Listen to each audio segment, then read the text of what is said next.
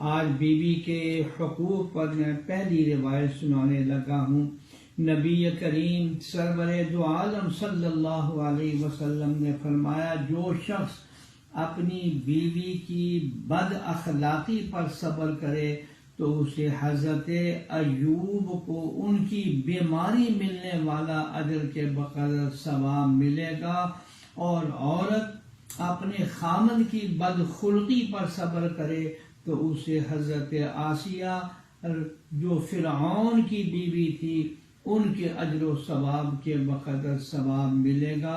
ذرا سا میری بہنوں، بیٹیوں اور بھائیوں تصور کر لیں کہ ذرا سا حوصلہ اور صبر کرنے پر جناب رسول اللہ صلی اللہ علیہ وسلم کتنی بشارت فرما رہے ہیں۔